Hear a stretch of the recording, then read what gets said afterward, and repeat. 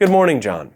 I rang in the new year with my lovely family on January 1, 2025, and unfortunately, it was one of the wildest nights of my life. And it was followed by an evening where I made one of the weirdest mistakes that I think I may have ever made. As a modern day daddy, I often am sleep deprived. I'm used to this feeling like I don't get quite enough sleep to thrive, but I definitely get enough sleep to function. That's because I have an adorable almost 2-year-old who sometimes has trouble sleeping and also wakes up early in the morning, so I'm like up, and before, many people are kind of up and grinding the hardest business ideas ever, I'm up making scrambies, making coffee, and playing trains, which if you guys haven't played trains in a while, highly recommend. Now, sleep deprivation is really common for parents. I would say that was the weirdest thing to evolve into, was the idea that it's like, hey, enough sleep, not gonna happen, Buster, so get ready to just kind of try to figure that out. There's not really a good solution, but you're gonna do great, honey. And you trade it, it's being a parent's a sacrifice. You trade sleep deprivation for the fact that you, like Dr. Frankenstein, created another living, breathing being who wants to murder you. It's very similar. So we're putting my son to bed on December 31st, 2024. It's about 7:30 p.m. We get his little plushie Totoro, we get Foxy, we get Flamingo, he gets into bed. My wife has been telling an incredible saga of a story where after read the storybook, you turn the lights out, and then she tells a story about Betty the cow. And Betty the cow was the first cow to ever actually fly with Santa's sleigh with the other reindeer. And I think it's a fascinating story, and I'm actually quite interested to see where it goes. But we're putting my son to bed, and he's having trouble falling asleep. Now, he has had trouble falling asleep in the past, but usually he goes down, and then he sleeps the whole night in his bed.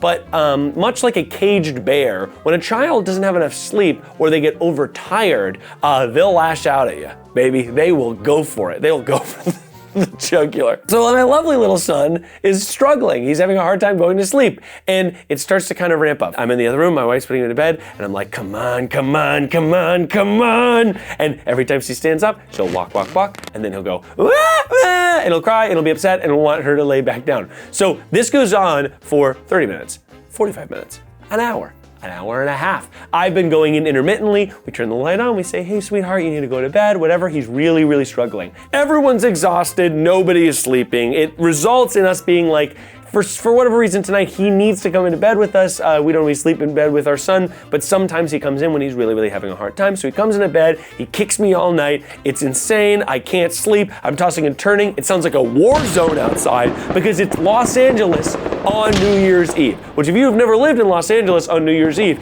you may find that it is unbelievably catastrophically loud. And it also sounded like our door blew off its hinges a couple times because the house would shake and our son would wake up and he would kick me and he would scream and another bomb would go off outside, and it was insane. It was unfettered, ridiculous chaos. We woke up very early the next day and he was ready to play.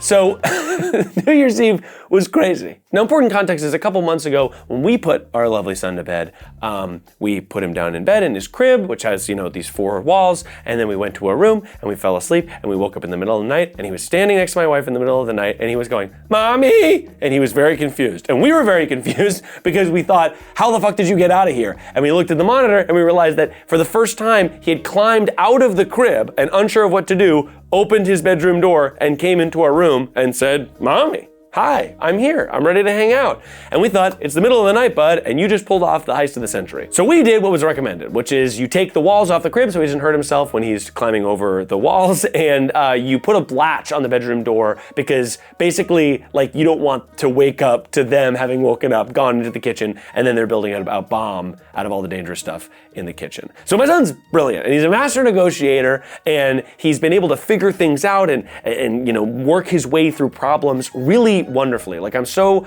unbelievably proud of him. Again, Dr. Frankenstein's monster. Dr. Frankenstein's probably like, man, I'm actually pretty proud of you, bud. Which brings me to my mistake. So the next night, after this earth-shattering evening of no sleep and bombs going off outside the window. The dog's upset. He's in bed with us too. He's shaking, going, ooh. Everyone's upset. The whole family's in bed. Me, 6'5", my wife, also tall, our son, who's very long, our dog, who's a giant sheepdog. Everyone's in bed, sheltered in place for the entire evening. So January 1st happens. We're so tired. We get to sleep, but we're dreading it. We're like, oh my God, do you think he's going to sleep tonight? We don't know. We don't know. We can only hope that he's not having a hard time. We can only hope he goes down like normal. But after last night, man, I don't know what's going to happen. So now it's evening, January 1st, 2025, right? Our resolutions are stacked, locked, and loaded. We go into his room, me and my lovely wife, we put a diaper on our son, we give him his Flamingo, his Foxy, we tuck him into bed, and that's usually when I make my exit. I walk out, and my lovely wife does the last bit of the story, and I slowly leave the door, and I'm looking at the monitor, and I'm thinking, oh my God, he's asleep. This is crazy. He's starting to close his eyes. Sarah's saying Betty the cow. She's delivering her story, and I'm in the living room, and I'm going, man, this seems like it's going good, but let's just see. Let's just find out. Let's hope that he falls asleep tonight. Let's hope that Sarah's able to escape from the room with minimal noise, open the door, which kind of creaks, so it's a little worrisome, leave the door, close the door, and then he remains asleep, and we all get our beauty rest for the entire evening. That's the hope. My parents are in town. I start talking to my parents as this is going on. A little bit of time passes, a little bit more time passes, a little bit more time passes, and I realize, where's Sarah? Where the hell is Sarah? She's supposed to make her exit by now. And then I realize I've locked my wife in the cage with Frankenstein's monster. When I left in my sleepy haze, while my wife was in there, still telling the Betty the cow story, I latched her in, and he's in an extremely volatile state, right? Like, we don't want to make any noise when we leave, because if we make any noise when we leave, he often wakes up and he goes, no, lay back down, and then the spiral continues and it starts to accelerate and he starts to get crazier and wilder, and then the night ends and we don't get any sleep, and the bombs, fireworks go off outside of the thing, and it's crazy. So I had latched the latch, just, I don't know, out of instinct. I don't know why I did it.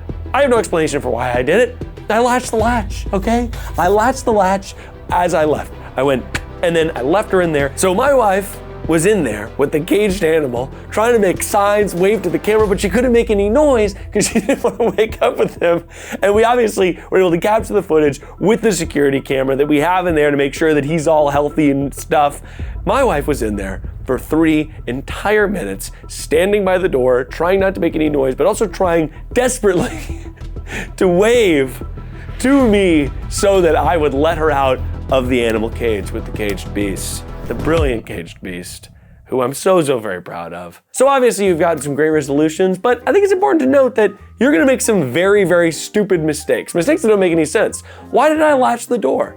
Why would I ever have done that? It doesn't make any sense, but I did it, and I thought that was kind of a funny way to start the new year. If you've got hot little mistakes that you've made already as the new year's barely beginning, then drop them below in the comments, baby, because I'm sure that this will be the first, but will absolutely not be the last mistake that I make this year.